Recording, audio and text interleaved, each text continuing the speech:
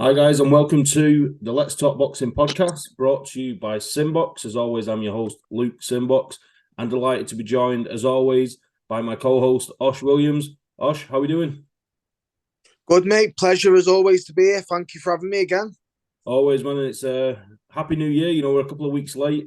We're getting our first podcast of 2023. Almost mixing up the year then. I forgot where we're up to. But yeah, we're moving to 2023 on the back of a busy, controversial 2022. We covered that in our award show. But yeah, really excited to get back into big time British boxing. And what a great card for us to preview on this week's podcast with Chris Eubank going in against Liam Smith. It's become a real grudge match with the social media back and forth.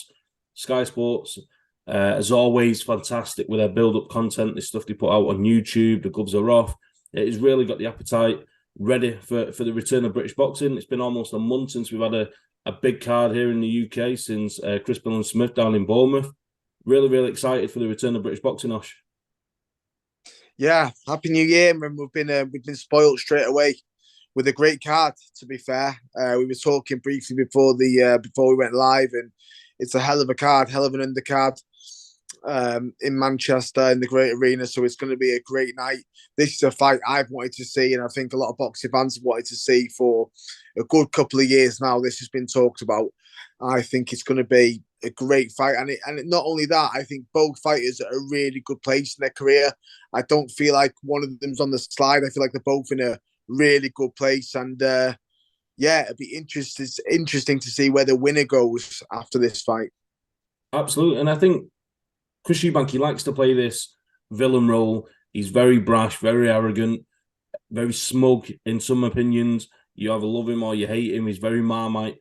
And we'll touch on that as we move into the preview. But I think we need to tip our hats to Chris Eubank because we're not going to spend too much time on the debacle that was the Conor Benn situation. But I think for Chris Eubank to have been drilling himself down to like 157 pounds at that ridiculous catch weight for the Conor Benn fight, for the fight to fall through, and then for him to regroup and then announce a fight with Liam Smith, he would have been forgiven for taking, a tune-up fight on an undercard somewhere, an 8 or a 10 rounder and just tick over. But he's not. He's gone straight back into arguably a more dangerous fight that he's taken here with Liam Smith. And as much as he's saying, he'll be at 50% for Liam Smith and he would have been 60% for Conor Benn, he knows this is a real fight. Liam Smith is a former world champion at 154 pounds. He's moving up to 160 pounds for this fight with Chris Eubank.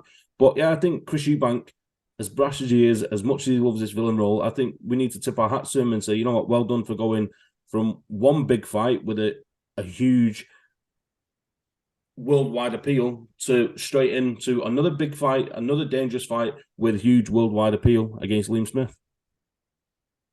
Yeah, like you said, and actually, I think a lot of people would agree. I believe it's a harder fight for him.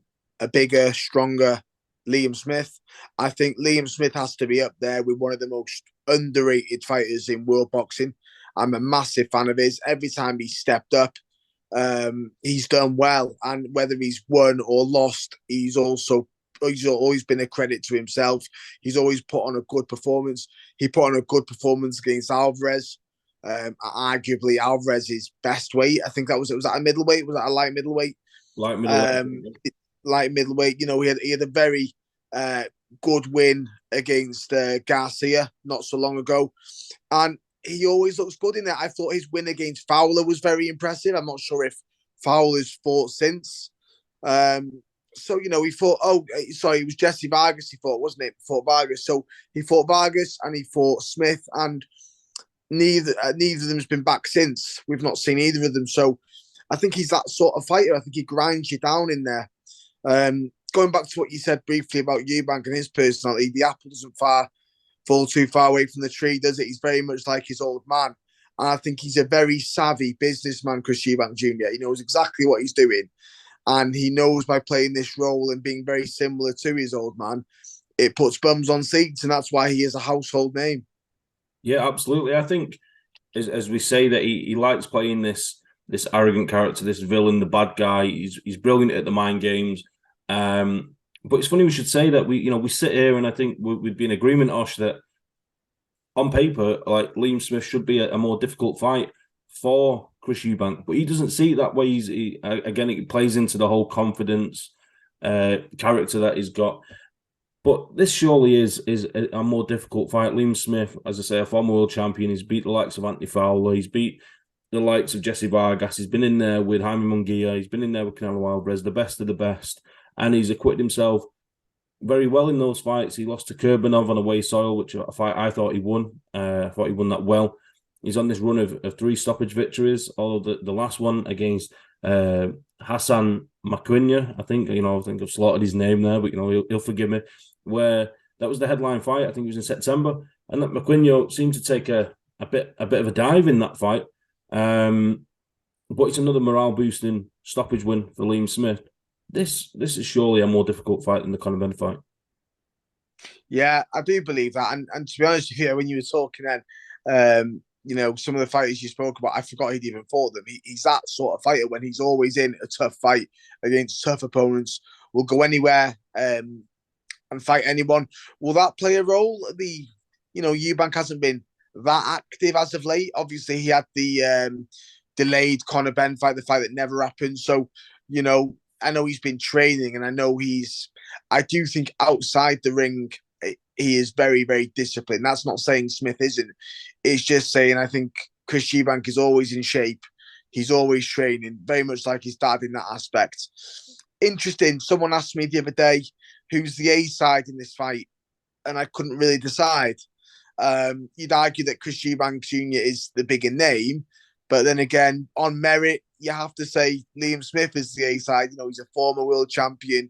He has been there. He has done that. And I saw some comments on social media, which you do leading up to these fights, and someone said, they believe that Eubank is in Liam Smith's head. I don't believe that for a second, actually. I think he's quite headstrong, and I don't think Eubank will bother him in the slightest. Yeah, I think that leads back to, as much as it's a great fight when they get into the ring, it's also the clash of personalities outside of the ring and the chalk and cheese that Chris Eubank, and he loves the party, he loves the limelight, the fast cars, the fast women. And I was down at Anthony Crowler's gym this week. A quick plug for the interviews there. Check them out on social media, on the YouTube channel. Sorry, he was down speaking to Anthony Crowler, James Moorcroft, Rhiannon Dixon. And obviously Anthony Crowler used to train for many, many years at Gallagher's gym with Liam Smith. And he surmised it perfectly, in my opinion. He said Chris Eubank, like I say, he likes to be at a nightclub with the sparkling champagne bottles and stuff, whereas Liam Smith, you could almost picture him being down the local and being one of the lads having a pint after a game of football. Yeah. You really, really do. Absolutely. But to expand on your point, what you made there about who's the A side, this leads back to, and I'm not going to go into it too much because it's not my cup of tea, but this YouTube boxing situation where Chris Eubank's got the name, he's got the profile, but he's not got the merit, as you say, of Liam Smith. He's not got the accomplishments of Liam Smith, with Liam Smith being a former world champion.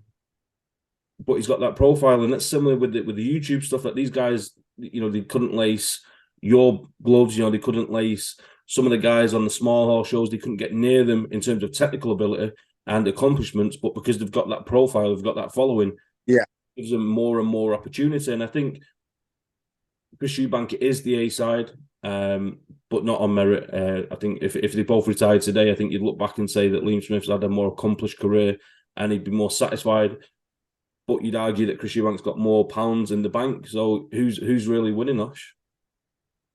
Yeah, that's an interesting way to look at it. I never thought about that. If you look at two fighters and say, if they retired tomorrow, and it's right with Beefy. I've been torn with this fight since it got announced, because someone did make a comment and say, is Smith, I read somewhere someone said, is Smith on the slide? I don't think he is. I've not really seen any evidence to suggest that. I've not looked at him in a fight. Has he got some miles on the clock? Yeah, but not a huge amount. I think Eubank will be the bigger man on the night, potentially the bigger, stronger man. I think Smith's style, he's very, very marauding, come forward, putting pressure on them. And when I was thinking about it, the only opponent they have in common is Liam Williams. So obviously, Liam Smith had two very close fights with Williams, life and death, both fights. The first fight, you could argue he was losing. I think he was losing on the cards. Williams had an injury and they called. I don't know if he got it. I think that he won. But don't think Smith. This was years ago. I don't think Williams came out for the 9th or 10th round. I can't remember. But then when Eubank fought Williams, it was a very one-sided fight. Is that because the styles? I don't know. But based on that, those two, that tells a story, in my opinion. Yeah, absolutely. I remember that first fight with Liam Williams and Liam Smith very well. It was actually at the Manchester Arena as well. And just to go into a little story time here, I actually won tickets to go and watch that fight. Terry Flanagan was defending his WBO lightweight world title as the headline slot against Petrov. I've not heard of him since. But Liam Smith against Liam Williams was on the undercard, which was a headline-worthy fight in its own right. So we won these giveaway tickets from Frank Smith, me and Sean from the SimBoxx team. We went down. And it was nuts. We was talking off air, weren't we, Osh, beforehand about being at live boxing, and you can't beat the atmosphere. But you've got 4,000 Scousers, you've got 2,000 from Wales supporting Liam Williams, and then because it was a controversial end to the fight, because it was a cut to Liam Williams, and they decided that it was caused by a punch, so that give Liam Smith the win. But Liam Williams was saying it was a headbutt, so if it went to the cards, it would have went to Liam Williams. Very controversial. And it kicked off royal because we'd won these tickets. We was in the nosebleeds, and we could see all the fans were fighting. The security got involved. The police come in. By the time that they cleared the arena of these fans that were fighting, somehow they managed to get rid of them. All the security went with them, and we walked down and we ended up on a ringside seats watching Terry Flanagan in the main event, which come on after Lee Williams, to the point where we could be seen on TV way before the days. So yeah, really good memories of that fight.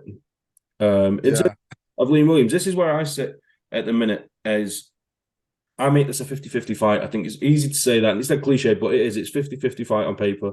Great clash of styles.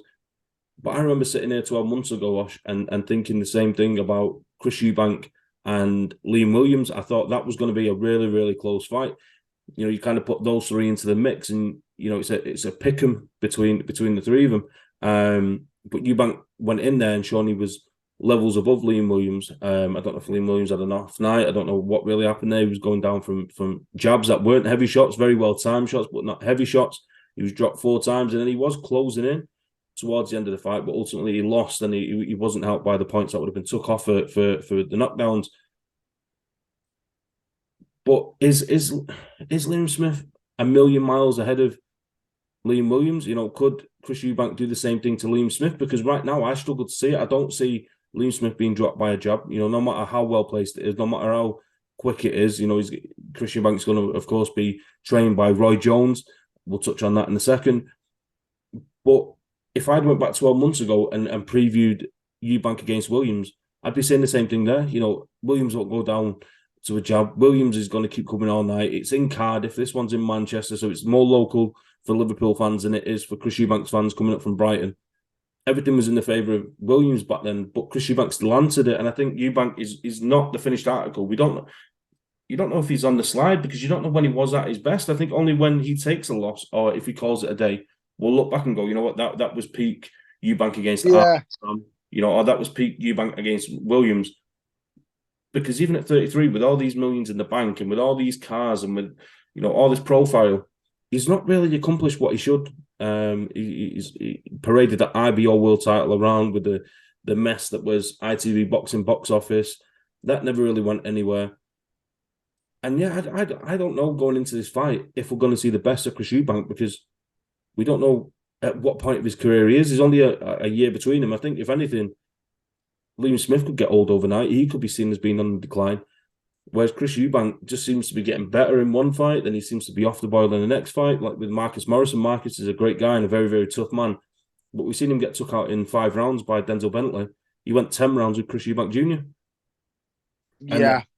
The next fight, he drops Liam Williams 4 times, but doesn't get him out of there. So, yeah, I think that all adds to the intrigue. Yeah, big fan of Marcus Morrison. I forgot they'd fought as well. Big fan of Marcus. Fair play to Marcus. He started off as a light middleweight and he's gone up as high as super middleweight to push himself. He fought Zach Parker as well. He's a tough man. Great fighter in his own right. But in regards to, yeah, Eubank, like you say, if he was to retire tomorrow, you probably would look at it as someone who's underachieved. Or is that because boxing's changed a little bit? Are we looking at things, and we look at things and go, were they a world champion? Where now, there's people making mad money off boxing and they're not very good. It's silly, isn't it? It's mad. It's the way the game's going. But anyway, he's made a few quid, hasn't he? He's made a few quid. But should he have been a world champion? He beat an over the hill James DeGale. He really did beat a shadow of James DeGale. Is that his best win? I don't know. He was found out a little bit by Groves, from what I remember. He was really found, and I actually think Groves was probably a little bit past it at that point. I think the peak Groves was the Groves who got stopped in Froch 1. So I think he was a couple of years past his sell-by date, and he still give it Eubank. I'm just trying to think of Smith's best win. Name-wise, you got to say Vargas is right up there, isn't he? So, there's a couple of arguments there. Was Vargas past his best? I think both of them. I think Liam Smith, like you said, has had more consistency and more direction with his career. There's never seemed to be a proper direction with Chris Eubank Jr. And that's because him and his dad are changing promoters, changing managers, changing this, changing trainers. There's no consistency. So there's never been a plan of action with him, I don't believe. And I think you hit the nail on the head with that, mate. I don't know if he's past it. I don't know when his best win was, really. It's been a strange career, hasn't it? Yeah, I think leading up to that, he lost his pen for the Gennady Golovkin fight when Kell Brook ended up stepping up and taking that fight and was demolished in 5 rounds. I think that was where the natural career progression of Chris Eubank stopped. I think he'd won the British title, and then he was beating guys like Tom Curran, and he was beating Spike O'Sullivan. That was where it was like it was on a trajectory. It was going up. He took the fight against Billy Joe Saunders early in his career. Didn't quite work out. But then it was such a mess with the Golovkin situation and losing his pen. Then that was never going to work with Matchroom. And then he went to ITV Boxing, and he went to Channel 5, and he went around a couple of places. And it was a constant reset, and we've seen it with other fighters. Liam Smith, for example, he leaves Matchroom, goes to Boxxer, gets that run out against McQueen, picks up a win, and now he gets a big fight. And that's what's happened too many times with Chris Eubank. He's reset. He beat was it Reynold Quinlan for the IBO world title. Like I say, it didn't really go anywhere. He beat Arthur Abraham and think, that's a good win. He beat James DeGale. That's not a bad win. Although James DeGale in his prime would probably stand Eubank on his head. And I think it's been too much of that, too much of a reset, too much of a, right, this is us now. We're going to sign with Matchroom and we're going to get the Golovkin fight. That's not going to work. So what we're going to do is we're going to go to YTV. I'm going to sign a deal here. We're going to make millions and millions. Oh, wait, that's not really worked out. So we're going to go to Wasserman. And now Wasserman are going to reset. And that Liam Williams fight should have, take away the Conor Benn situation, that Liam Williams fight was in the February of 2021, or 2022, sorry. He still didn't have another fight then until that proposed fight with Conor Benn in October. So if he's won in February, why is he not back out in late May? He didn't really take damage against Liam Williams. So why not build on that? The Conor Benn situation only came around in July, late July, August, before it was officially announced. So he should have had another fight in that time. And I think that's where the problems come from. Obviously, he's got plenty of money, so he's not driven to fight for money because he's playing poker and he's out in Vegas and this, that, and the other. But I think even at 33, and this will play into a bit of a prediction, which we'll get onto. But I think he's still a young 33. He trains very well. He's always in shape, as you say. Like Liam Smith maybe will put on a little bit of weight out of the ring and he might enjoy a pint or whatnot. Whereas Chris Eubank does, as much as he parties, he trains extremely hard. And it just builds and boils up for an intriguing event. One thing I wanted to get onto, Wash, moving on a little bit, is the situation with Roy Jones. And I keep saying I don't want to go back to Conor Benn, but it's difficult not to because it's such a big part of why we've led into Chris Eubank against Liam Smith, because that fight fell through. Roy Jones was not going to be a part of the setup for the Conor Benn fight because Chris Eubank said it's Eubank against Benn. The story was sold on Eubank Sr. and Nigel Benn and Ronnie Davis, and that Roy Jones was an outsider looking in, and it didn't make sense for him to be a part of that build-up. But then he goes on to say that Liam Smith is a easy opponent than Conor Benn. But he's brought in Roy Jones, who we all know. Roy Jones, the boxer, is, for me, the greatest boxer of all time. As a trainer, we're not really quite sure. He's not achieved a hell of a lot. He's not achieved anything compared to what he's achieved when he had the gloves on himself. And he's trying to remold and refigure Eubank, and it looks a bit awkward at times, especially in that Eubank Morrison fight, what we mentioned. But if Liam Smith is an easier fight, do we follow that narrative that Roy Jones only wasn't involved against Conor Benn because it was the family story? If this is an easier fight, then why, as Liam Smith says, why have you paid Roy Jones to come over to the UK? He's not going to be cheap, and have him in the corner. Yeah, again, everything feels very gimmicky, doesn't it, with the Eubanks? The Benn fight, looking back, we discussed briefly, touched on it very quickly about his career. Even if he beat Conor Benn, where was that going to put him in the middleweight rankings or the super middleweight rankings? It was hardly going to deliver him a world title shot, was it? It was going to make him a few quid, but it was all about a gimmick. It was all about making a few quid.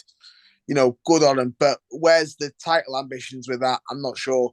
Yeah, it shows how seriously they were taking that fight in retrospect, or it shows really in what regards they hold Roy Jones in. Do they just bring Roy Jones in as a gimmick for these fights to drum a bit of interest?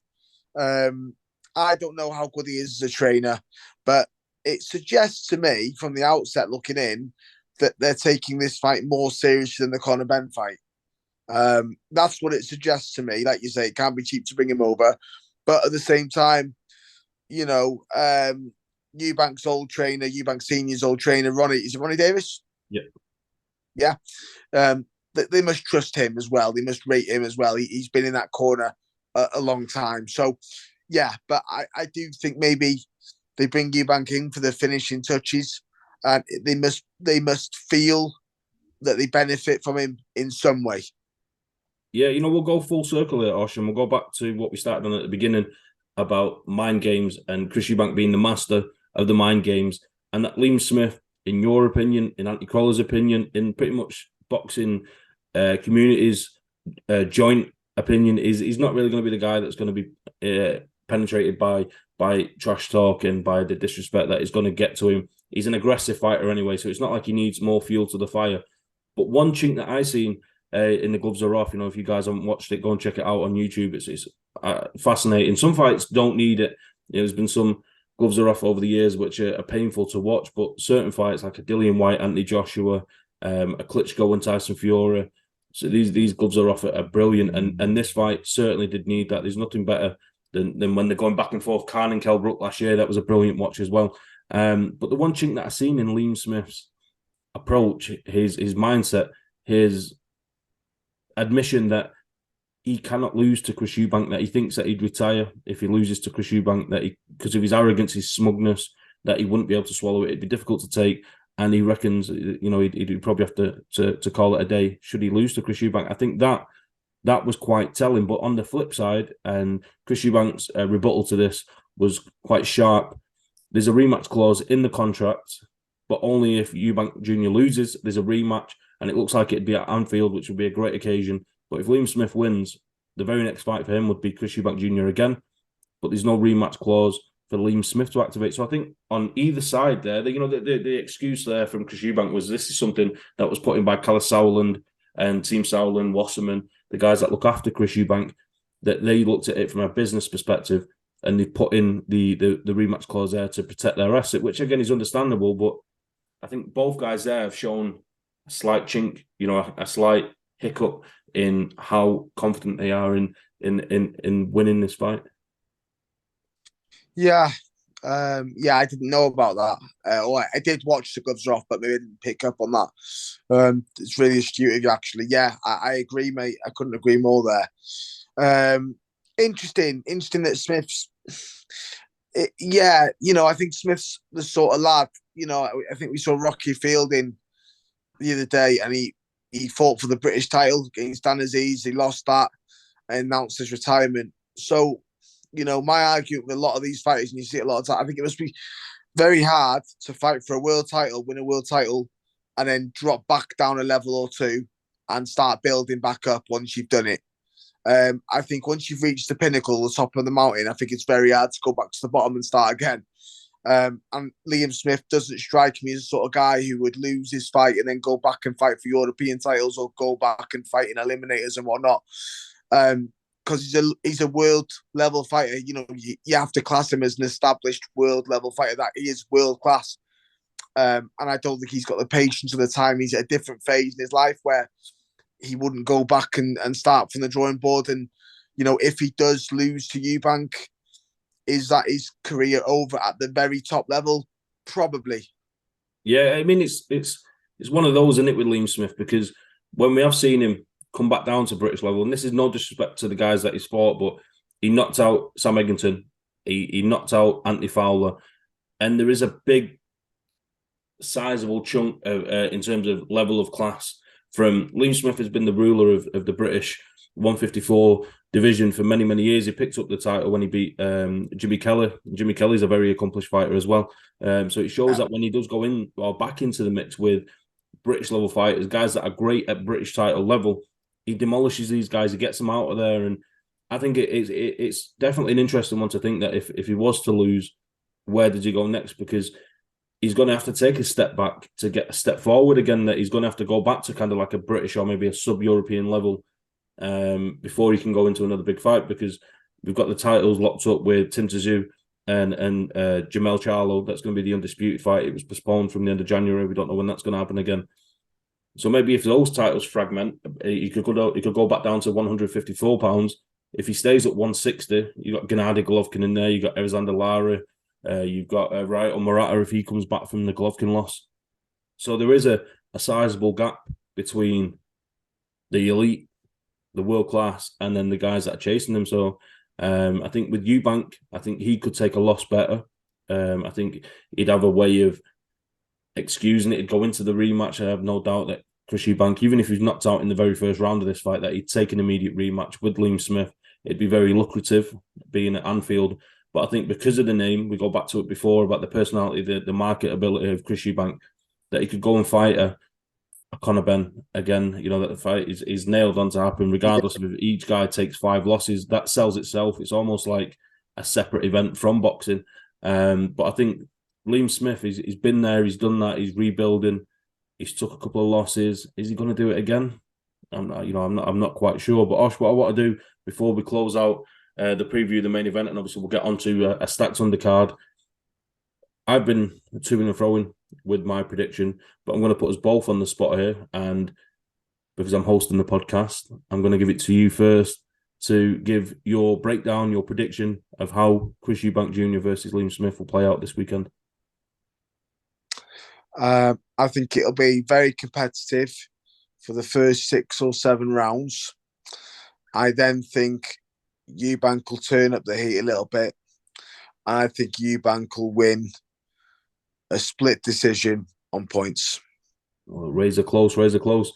Now I'm going to cheat here because I was about to give my prediction, but I'm going to save it for the YouTube channel. We do the predictions for the YouTube channel, so I'm going to tag out on this one, Osh. We've got your prediction for the podcast.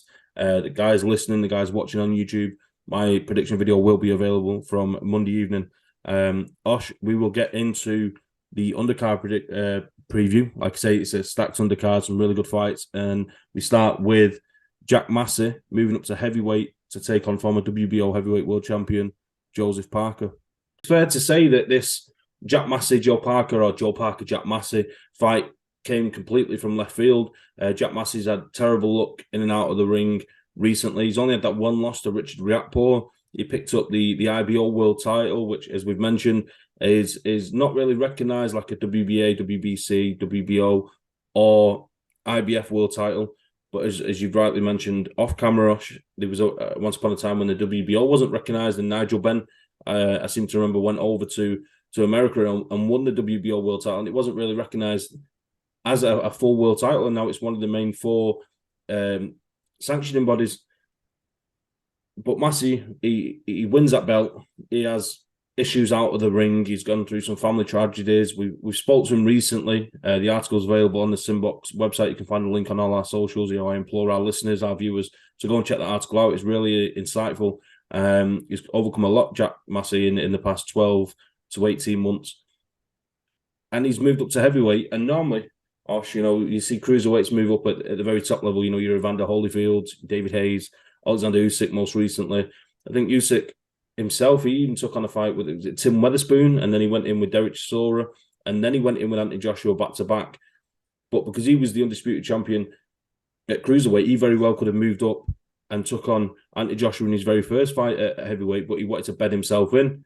Jack Massey's not bedding himself in. He could be forgiven for taking on one of these guys from Russia or Eastern European guys, with many losses on their record, and kind of break his teeth into the heavyweight division. He's not done that. He's jumped straight in for a big payday, a big opportunity against Joseph Parker, who's only lost to Dillian White, Joe Joyce, and Anthony Joshua. He's beat Andy Ruiz. He's beat Carlos Takam. There's other big names on his record that he's won against. And he's going to be wanting to get back into the mix at the very top of the heavyweight division. He's going to need to put on a display.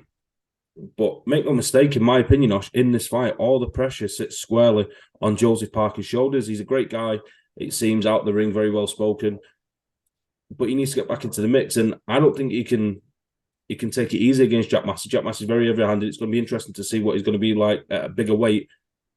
But Joseph Parker, he can kind of cruise in fights we've seen against like Junior Farr and people like that. The Anthony Joshua fight, he lost that fight to Joshua and he didn't really go for it, did he? He didn't really throw the kitchen sink at Joshua. He's not going to be able to get away with that. One, because Jack Massey's too dangerous. And two, if he cruises to a points decision here and he looks sluggish and he don't really look great, then people aren't going to want to see him back in the title mix. There's talks of a Dillian White rematch and maybe an Andy Ruiz rematch.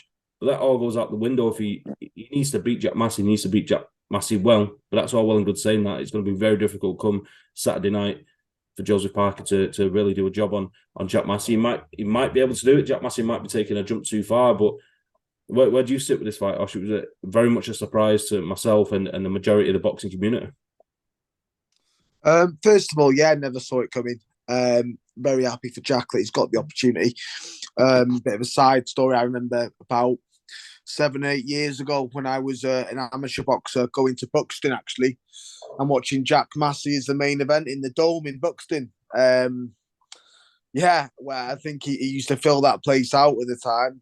He used to hold about 1,000 people. So he's very much started on the small hole, done everything the hard way, and he deserves the success that he's had with his career. The IBO, as we discussed off topic, we could have a whole podcast just talking about the IBO, couldn't we? But it's opened doors for him. It's got him this fight. He stepped up. He was always a fairly big cruiserweight. I wouldn't say massive. He did well in the Riakporhe fight. I thought he did very well in that fight. Could have gone either way. I actually thought he nicked it, but there we go. But I think it's a great fight for him. He's been a little inactive, as we discussed. I know he's had his own issues. As much as I think Joseph Parker comes across as a nice person, well-spoken, I think he has overachieved in his career. I don't think he beat Andy Ruiz. He got a generous call in his hometown, I thought. Although I haven't seen what Ruiz did to Joshua in the first fight, you'd have to say it was a close fight. It wasn't daylight robbery, but I thought Ruiz nicked it against Parker. And I think a lot of the time he's come up short when he stepped up, and I think he's always been a gallant loser rather than someone who's really pushed these guys. I don't think he'll win a world title again. I think he would be a top 10 heavyweight. You've got he would be in most people's top 10s. He's a hard night's work for most fighters, but I think the elite heavyweights take him out. I think it's a fight that Massey, if he was going to fight anyone in that heavyweight division who's a name and he's got a chance against, I think he would have picked Parker. I think a lot of people would have chosen Parker for him. So as much as we go, he's a massive underdog, he's an underdog, which he is. If I was Jack Massey, I'd have chosen Joseph Parker. Yeah, and he's absolutely getting Joseph Parker at the right time as well, because as much as it was a crushing knockout defeat to Joe Joyce, and it was a wonderful left hook from Joe Joyce that put Parker over the first time that he's been stopped in his career. But it was a bit of a beating, wasn't it, in that fight back in September? It headlined its own pay-per-view show. I think that was at the Manchester Arena as well. So you've got to question it's almost like a fine mix that's coming to the boil at the right time for Jack Massey, that he's getting a big name, but this big name's coming off a crushing loss, a first career defeat, stoppage defeat. So you don't really know what that's done to Joe Parker mentally. He's very good friends with Tyson Fury. He's got Andy Lee in his corner, so he's not gonna be found wanting in terms of preparation. But as you very well know yourself, Osh, as a former pro boxer, you don't really know what's going to happen until you're under those bright lights, and this is on a massive stage. Jack Massey's not going to have any pressure on him. He's going to be chomping at the bit for the opportunity. And if it comes down to will and desire, Jack Massey mentions in the article that we've produced for SimBoxx that he gets a winner over Joseph Parker, and he could put himself in line for even an anti-Joshua fight. Now, if you go back, never mind 6 months or 12 months, if you go back 6 weeks, and if we sat here on a podcast, Osh, and we said, in 2023, Jack Massey's going to have a shout for a fight with anti-Joshua, you'd be sent to the mental home. People would think that you're too lally and that you're losing the plot. But that is the risk that he's taking, or the reward, I should say. The reward for the risk that he's taking is that he beats Joseph Parker. He puts himself in line for some really, really big opportunities. And I think that's what makes it so exciting. Absolutely. And one thing I didn't touch on, or we haven't touched on, is I don't think Parker's a massive heavyweight himself. I think height-wise, there won't be much in it. But I don't think I think going with Parker is, like you touched on earlier, he's had the experience in the heavyweight division. He's felt the weight of these guys. Usually in heavyweights, a lot of the fight is won in the clinches, when you're leaning on each other, when you're tired down the stretch. It's all right nice and early when you're keeping your distance, I think. And he's not, I wouldn't say his volume, he used to be quite notorious for throwing a lot of punches, but as the fights have gone on lately, he's not been that active with his hands, whereas Massey can throw a bit of leather. And I do think it'll be an entertaining fight to watch, because like you said earlier, the pressure is on and Parker has to win. Like, his career is done if he loses this. It is done. He has to win this just to hold on to any little chance he's got of getting another big fight. Yeah, I agree. I think he's got to win, and he's got to win well. It's a stacked card, Osh. I think we've come back with a real bang on Jan 21st in Manchester from Boxxer, who are making waves in the game. There's talks of Jack Catterall finally getting his rematch with Josh Taylor. That's coming March 4th. They've announced Adam Azim's next fight. He was out in November, and now he's going to be out in February. They're doing really, really well. Boxxer stepping into the void left by Matchroom on Sky Sports. And we mentioned earlier about how Sky Sports are so far ahead of the game in terms of their production value, the content that they get out there. There's just something special about a Saturday night fight night with Sky Sports, and we really look forward to this. And they put on a corker. We can sit here and debate and argue about pay-per-view boxing. Will you pay for it? Won't you pay for it? I think we are getting value for money here. And we spoke about Eubank Smith, which is a great fight. Jack Massey, Joe Parker, intriguing heavyweight fight. Who doesn't like watching two heavyweights slug it out? But even further down on the card, you've got Richard Riakporhe, the only man to have beaten Jack Massey. He looks like he's going to be on course for a world title shot in 2023. And he takes on the dangerous Pole, the experienced former world champion, Krzysztof Glowacki. He's only lost at elite level. He's only lost to Marius Bradis, Alexander Usyk, and Lawrence Okolie. Really dangerous fight for Richard Riakporhe. And the cruiserweight division at the minute in the UK, it's on fire. And Jack Massey's moved on, but at the cruiserweight division, you've got Lawrence Okolie probably leading the way as the defending world champion. He looks to be out in March on a Boxxer show as well. Then you've got Richard Riakporhe, Chris Smith, Mikael Lawal, Vidal Riley's coming through. It's a real bustling division. And Richard Riakporhe is going to look to hit the ground running this Saturday. But against Glowacki, someone so experienced, so tough, again, that's not going to be an easy fight. It may be 60-40 in favour of Richard Riakporhe, but a really close fight, Osh. Yeah, another great fight. And Mr. Riakporhe, you'd have to say, other than the world champions that you named, he's right up there leading the pack, isn't he? Certainly domestically, he's right up there. Although I do think that Lawal is one to watch. I think he's a dark horse, and I think he's a dangerous fighter. But yeah, I think it's a fight he wins. And I think he might make it look a little bit easier than people think. I think he's got him at a good time. I think he is peaking Riakporhe, and I think Glowacki is slightly on the he's on the slide. Yeah, I do think he's on. And I think timing's everything in this game. I think he has got him at the right time, and it wouldn't surprise me if he took him out in 6 or 7 rounds. Yeah, I think it's a fair prediction to make, and Riakporhe would start a favourite. I think the one thing I'd take from this fight is that if Riakporhe isn't as good as what we think and has a night off, or he isn't on the ball, that Glowacki is definitely good enough to cause an upset. And I think that's why, for me, it's such an intriguing fight. Riakporhe, I do believe, will get a stoppage victory. I do think he's as good as what we're hyping him up to be. But Glowacki is no stepping stone. I think that's why it's such a great fight. Yeah, like you say, he's got to be on it. You know, if he's not on it, he's in for a real hard night. I do think he's a good fighter. I do think he's been favoured in certain decisions, which on another night he might not have got. And I do think there's some work to be done there. But I think he hits like he hits like a truck, which always helps. And I think he's someone who is learning on the job and getting better every fight. And I think if he gets this win, I think he's right up there. And, you know, you'd put him in with that. If he wins this and wins it in 6 or 7 rounds, like I think he will, you'd have to throw him in there of anyone, wouldn't you? Absolutely. I think if in the meantime, while Riakporhe's got this fight, if we can get Chris Smith into a world title fight, I think his first defence in a late summer with Richard Riakporhe down at Bournemouth's Vitality Stadium, football stadium fight, would be some event. You've seen those Chris Smith shows in Bournemouth, and we talk about praising Boxxer. And Eddie Hearn's been at the top of the game. We spoke about it in our award show for a very long time.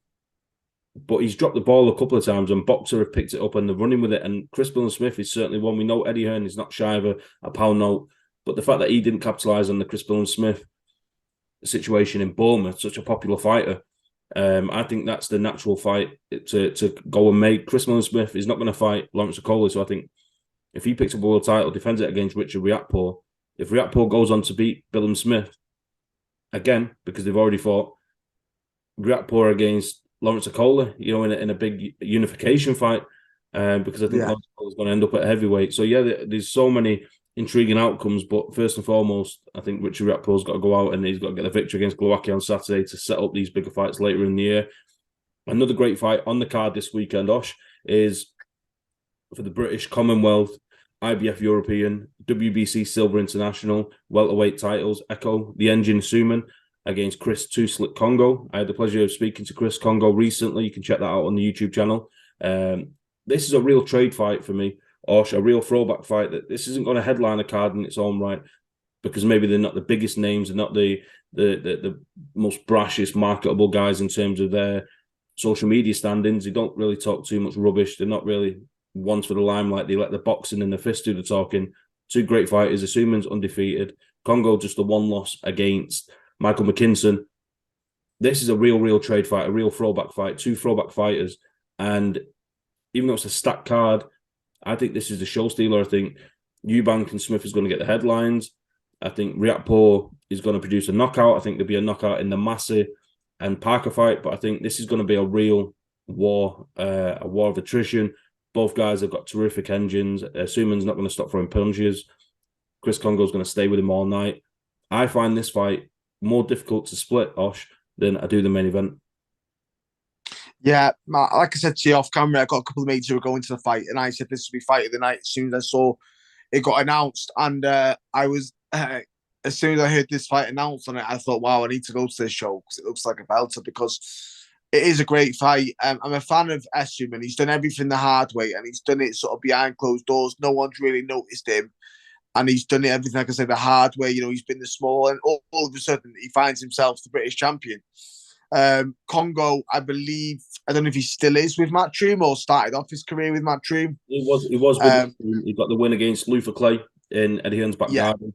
And he didn't really capitalise on that. But last year he beat him well, Sebastian Formella, who went the distance with Sean Porter, went the distance with Conor Benn, and Kongo beat him better than both of those two, in my opinion. And this is his looking.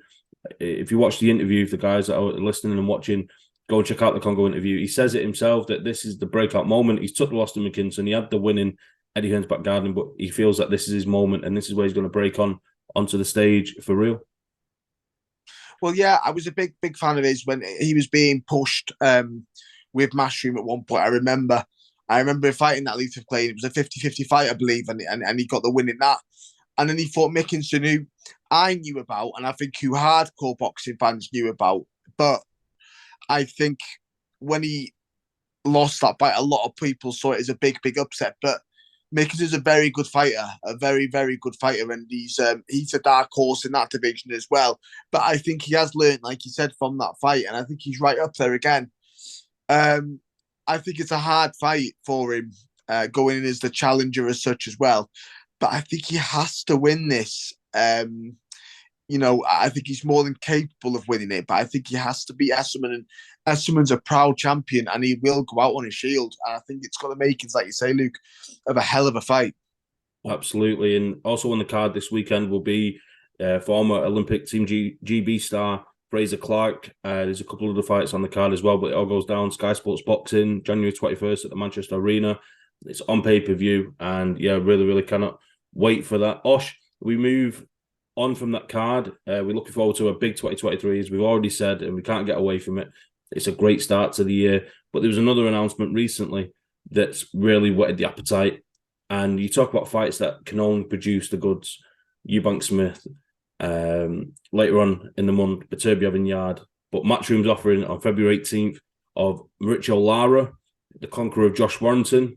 Stopped Josh Warrington in terrific fashion when we all wrote off that fight. We couldn't believe that Josh Warrington vacated his world title, didn't chase down the Kanju unification. He took on Mauricio Lara, and he was stopped in emphatic fashion. The rematch didn't really set alight. It was stopped due to cuts. And Richard Riakporhe just come from nowhere. He's knocking people senseless, very heavy-handed, and he's challenging for Lee Wood's WBA featherweight world title, which can only be an absolute fight-fest, in my opinion, Osh. We're not going to go too far into it because we will preview it nearer the time. But that is a real firefight. Great fight. It's definitely a boxing man's fight, isn't it? If you know your boxing, you know that's a great fight. I think Laywood, he only knows one way, and that's to stand there and have a fight, isn't it? Although his boxing ability and the way he boxes, he is improving every fight, and he is. You can see he's thinking a bit more when you watch him now. When I watch him in there, I used to think he fought a lot on instinct, but now I can see him thinking, looking, having a look for these shots. I think his boxing's improved a lot, actually, but that will be one hell of a fight. And I think as well with Wood, he's proved he's got a very good chin. He can be hit, he can go down, he can get up again. It'll be interesting to see if he can do that against Lara, because I think Lara reminds me a little bit of the fella who beat Kevin Mitchell, Barroso. Good shot. Yeah, it reminds me a little bit of Barroso. And I was at the Crawler fight when Crawler beat Barroso, and I wonder if he hits someone and they get over it and they get through it, has he got a plan B? I'm not sure he has. So it'll be interesting to see what he does, because I think Lee Wood is very, very strong. Although I do rate Josh Warrington, I think Lee Wood might be stronger in the pocket. You know what I mean? I think he might take a good shot, and I think he might still be there at the final bell. And it'll be interesting to see what Lara's got once he realises he's not going anywhere. Yeah, we look forward to that. Osh, I wanted to get your opinion on the Anthony Joshua situation. We thought we was going to get the elusive Tyson Fury Anthony Joshua fight in December. That never materialised, and it was such wishful thinking now in hindsight that fight was never going to happen. We then thought he was going to be out on December 17th because he needs to be active. He's lost, was it 3 of his last 5? Ruiz, Pulev, twice to Usyk. Yeah, he's lost 3 of his last 5. So he's lost 3 of his last 5. Of course, the Ruiz fight, and then he won the rematch. He beat Pulev, and then he's lost twice to Usyk. He didn't get out in December.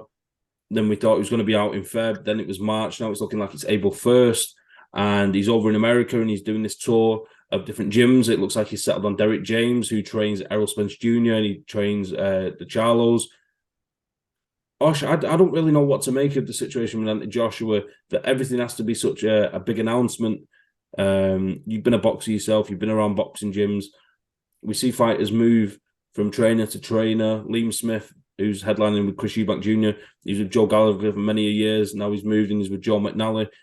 Josh Taylor's with Joe McNally. He moved from Ben Davison. Tyson Fury's moved trainers. Everything seems to be done behind the scenes with these guys. But now with Anthony Joshua, and we all know how much of a big fan of Anthony Joshua I am, but I don't understand why it's got to be the big circus every time. There's such a crowd around him, yes men maybe, that he's not just gone and said, right, I'm with this trainer and my next fight is on this date. Everything's building up to an announcement of an announcement. It's got to be, he's going to announce his trainer first, then we're going to reveal the fight. Why is it such a big circus? Why is he not just going about his business quietly, finding his trainer, settling down? Because he's 33, he's took his losses, he's been at the top, he's got to rebuild. He's with Robert Garcia for one fight. That's clearly not worked out. That whole situation in the corner for the Usyk rematch, which was actually a great performance by Anthony Joshua, was bizarre. He had the old guy in the ring and he had Robert Garcia sticking his head in, giving him instructions in the ear. I just think everything needs to be simplified and took back to basics with Anthony Joshua. And maybe if he is Derek James, which it 99% sure it is, and he's looking to relocate to America, maybe that's the best thing for him. He's worldwide, very well known, but I think there'll be slightly less pressure. He's a big fish in a small pond in the UK, where if he goes over to the US, he's a big fish in a big pond where there's plenty of other celebrities, plenty of other big names, basketballers, rappers, movie stars, where he might get a bit of the pressure took off him and he can reset, go back to basics and rebuild. But I think the circus needs to stop with Anthony Joshua. Yeah, problem is with him, what he probably needs to get a new trainer, and he probably needs about 3 or 4 fights, not low level, but rebuilding fights, to get to know his trainer, get to know each other properly. Unfortunately, what he's doing is he's changing trainers and then going straight into these blockbuster fights. So they're learning on the job, but then after the fight, they're going, well, that didn't really work, but it's too late by then. Do you know what I mean? And the problem with him is he's such a big name. He hasn't got the luxury of being able to fight on a small hall show or fight a couple of fights of his trainer and get to know it. Like you say, he's massively under the spotlight. And despite the fact he's lost a couple of fights, whoever he fights, he will be judged, probably unfairly. He seems to get a lot of stick. I never quite understand why, but he seems to. So, yeah, I think he needs to decide on a trainer, stick with that trainer. Like you say, he is 33, relatively young for a heavyweight. He's achieved a lot in a short space of time. I think people forget that. He's not actually boxed that long. But I think he needs to start again with a new trainer. Like you say, maybe relocating wouldn't be the worst thing in the world. And because he is in, he must be in the latter stages of his career now. He must have, 5, 6, maybe fights left in him, big fights, because at this sort of level, I think Floyd Mayweather said that he used to fight like twice a year because it was so emotionally and so mentally draining. And Joshua's it's even bigger again, isn't he? It must be so draining for him mentally. And I think we saw that at the end of the Usyk fight. We think we finally saw him snap, which was quite sad to see. But yeah, you're right, mate. Maybe relocating wouldn't be a bad thing, but he needs to get back in the ring because this announcement, like you say, an announcement for an announcement, we need something to happen. We need to see him fighting because the division will move on without him. Absolutely. It could be a potentially great year for Anthony Joshua once he gets settled, and we're looking like it's going to be a Jermaine Franklin or an Otto Wallin in April. Then we promised a Dillian White fight, which is similar to the Eubank Ben fight we mentioned at the top of the show, that Dillian White and Anthony Joshua can fight at any stage of their careers, be it for a unified world title or be it for a grudge match when both of the guys are in the 40s. It's going to sell regardless, but that looks to be the fight in the summer. And then if he moves on from that, it's a Deontay Wilder, finally Joshua against Wilder or Joshua against Fury. This is the hit list that's been written up by Eddie Hearn. Whether it all turns out to be smoke and mirrors and make-believe, more than likely, because as boxing fans, we're always promised these big fights and 9 times out of 10 they fall out of bed. But I think if Joshua needs to fight for me 3 times this year, and even if it's Dillian White in the winter and that's the big fight and he takes on an Otto Wallin, which I think is a great fight for him, that he goes in there with somebody that give Tyson Fury a world of trouble, and if Joshua goes in there and gets rid of him in 3 or 4 rounds, which I think he's more than capable of doing, and he beats someone like a Jermaine Franklin who give Dillian White a really tough fight, these are going to be the kind of fights that give him confidence. You've seen Deontay Wilder lose to Tyson Fury multiple times, and then he come back and he fought Robert Elenius, or Tyson Fury when he drew the first fight with Deontay Wilder, and then he went and fought Tom Schwartz. That he had those rebuilding fights. Josh was never really rebuilt. He's always been learning on the job. No. And I think the interesting thing is going to be his next fight is going to be his first fight that's not for a world title. And I think it's like 13 fights or something. He's had like 10 or 12 world title fights in a row. He needs that low. It's never going to be low key, but he needs that kind of expectation level brought down a little bit. And yeah, again, you'll know yourself, but even for Joshua as a heavyweight, the most important thing is for him is getting back in there and knocking somebody out. That's what he does. Don't overcomplicate it, trying to be this master boxer, be a wrecking ball, and Hulk smash and knock guys out and get the confidence, and then see where you're at the end of the day. Absolutely. I couldn't agree more. I think he needs that 2 or 3 fights like that. I think a confidence boost, and he's right up there again. He's right in the mix, and you have to then include him again in any conversation.